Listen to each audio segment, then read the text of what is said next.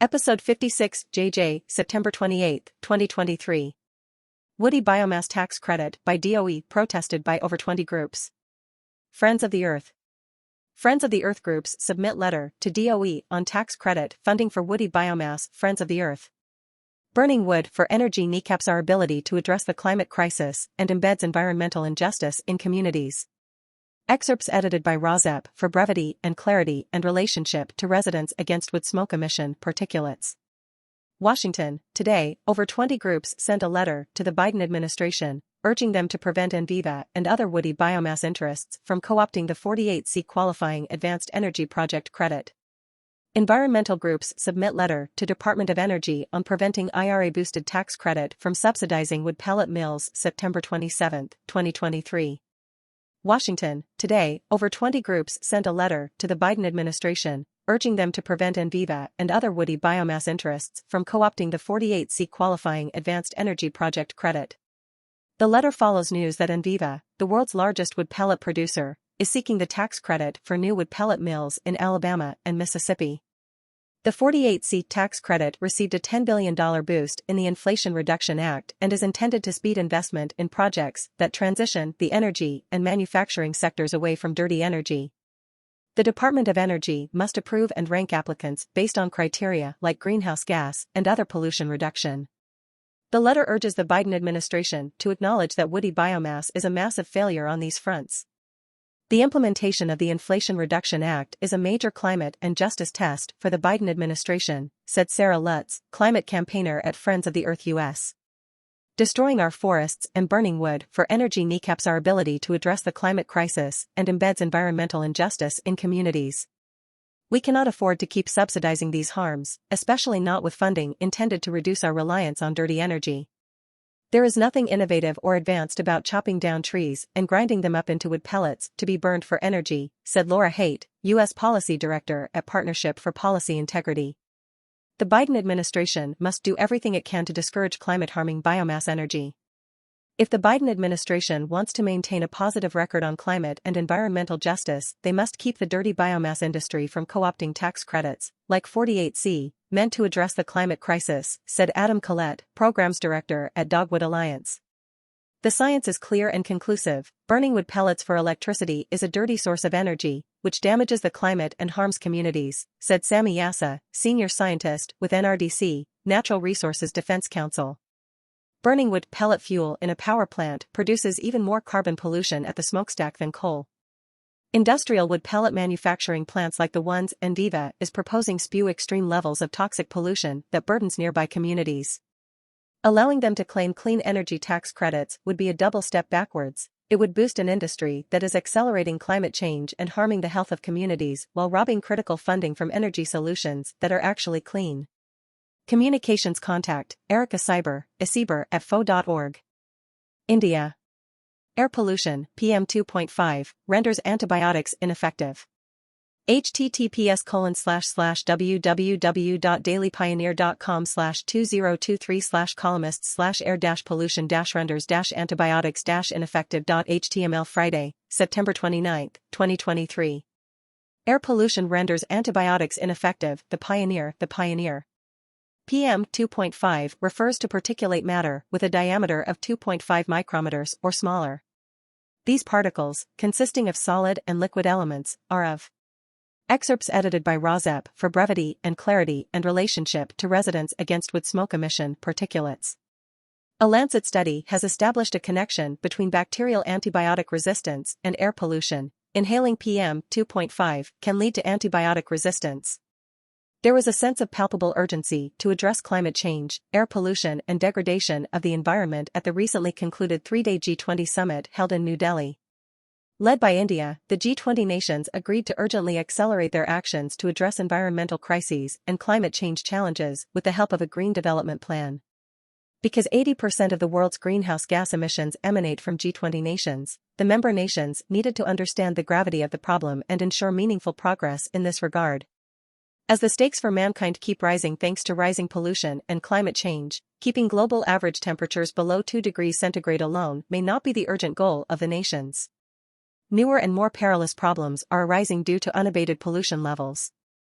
A recent study published in the health journal Lancet has established a connection between bacterial antibiotic resistance and air pollution, particularly PM2.5. The study suggests that PM2.5 contains elements of antibiotic resistance, and inhaling this pollutant can lead to an increase in the spread of antibiotic resistance. The authors of the study aim to estimate the global premature death toll caused by resistance to antibiotics due to PM2.5 pollution. The Lancet study compared and analyzed the PM2.5 levels with levels of antibiotic resistance and made a disturbing discovery that the higher the pollutant level, the greater the antibiotic resistance. The concerning aspect is that antibiotic-resistant bacteria can withstand antibiotic treatments, rendering the drugs ineffective against them. Antibiotics are primarily used to eliminate microorganisms, especially bacteria, but resistant bacteria are impervious to their effects. The data for this research was collated from 116 countries utilizing sources like Resistance Map, the European Centre for Disease Prevention and Control Surveillance Atlas, and the PLISA Health Information Platform. Overall, 9 pathogens and 43 drugs were analyzed. It was observed that the surge in antibiotic resistance among bacteria is largely attributed to the indiscriminate use of antibiotics. Repeated and widespread antibiotic usage can empower bacteria to develop resistance over time, often facilitated by antibiotic resistance genes (ARGs). Pathogenic bacteria, responsible for infections and diseases, can acquire antibiotic resistance through ARGs in a process known as horizontal gene transfer. The Lancet Health report concluded that the need of the hour is to address the PM2.5 levels. Without this, antibiotic resistance may increase by approximately 17%, with related deaths rising by 56% globally by 2050. Conversely, adhering to the World Health Organization's recommended PM2.5 level of 5 micrograms per cubic meter could lead to a 17% reduction in antibiotic resistance and a 23% decrease in deaths. But this is easier said than done. Of the world's 30 cities with the worst air pollution, 21 are in India. Capital New Delhi is the worst, with PM2.5 being nearly 10 times higher than the World Health Organization levels. According to the Clean Air Organization, India sees 2 million early deaths and a loss of 95 billion to the economy due to PM2.5.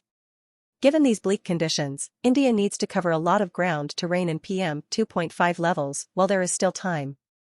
The National Clean Air Programme (NCAP) is a determined step in the right direction. Firstly, immediate curbs on ammonia release in farms, and this must be followed by a full ban on refuse burning. Apart from this, rural brick kilns must be persuaded to shift to cleaner kiln firing technologies. Urgent efforts also need to be made to convert coal-based power plants to clean energy, as this by itself will make a huge difference. Measures such as these can help India fight air pollution and not have the future held to ransom by polluted air.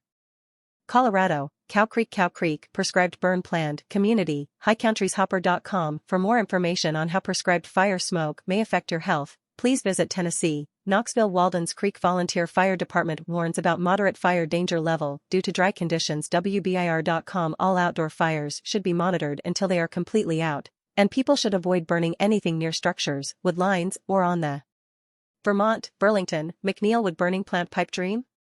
It's decision time on Burlington's long-simmering proposal to heat buildings. WLOX. It's decision time on Canada, nuke Canadian wildfire, smoke covers nuke. WION climate tracker. YouTube wood diffused in the air. Large black clouds could be seen engulfing the sky in nuke. A video that has been making rounds on social media shows India, Delhi Gurgaon bans sale and use of firecrackers to kick in from November 1st. Delhi News. The Indian Express PM2.5 and PM10 exceeding the National Ambient Air Quality Standards 2009 and several expert comments and other reports related to air pollution. India, Dhaka City, air pollution rose by 13 pc over 3 years. The Daily Star particulate matter, commonly abbreviated as PM2.5, was over the limit set by the WHO. The WHO recommends that the annual average concentration of PM2.5 and breast cancer. High levels of pollution associated with increased breast cancer incidence. North Dallas Gazette particulate matter is a mixture of solid particles and liquid droplets found in the air. It comes from numerous sources, such as motor vehicle exhaust. PM2.5 and breast cancer. Climate change and cancer care, feeling the heat. Oncology. JAMA Network. Air pollution contains fine particulate matter, 2.5 micrometers thick, PM2.5. Air pollution and PM2.5 particles have been categorized as a group. PM2.5 and human health lead exposure causes far more death, IQ loss than we thought. Lab online efforts to address the impacts of lead exposure must reflect that these are as significant as those posed by PM2.5 outdoor ambient and household air. PM2.5 and Natural Resources Defense Council, NDRC, what is the Air Quality Index? NRDC, the particulars of PM2.5, the Clean Air Act 101. Particle pollution, tiny airborne particles, PM2.5 and PM10, that are both emitted directly. PM2.5 and stroke short-term exposure to air pollutants linked to incidence of stroke. Consumer Health Day stroke incidence significantly linked to increases in concentration of nitrogen dioxide, ozone, carbon monoxide, sulfur dioxide, and PM1, PM2.5. PM2.5 and stroke short-term exposure to air pollutants linked to incidence of stroke. Health, KDHnews.com. The Killeen Daily Herald. Particulate matter with diameters of less than 1.0 m, less than 2.5 m, PM2.5, and less than 10 m, PM10, relative risks. PM2.5 and masks. United States pollution mask market expected to grow at a CAGR of 10.9% during 2023 to 2028. Digital Journal. Breakup by particulate matter, PM0.3, PM1, PM2.5, PM10. Breakup by distribution channel.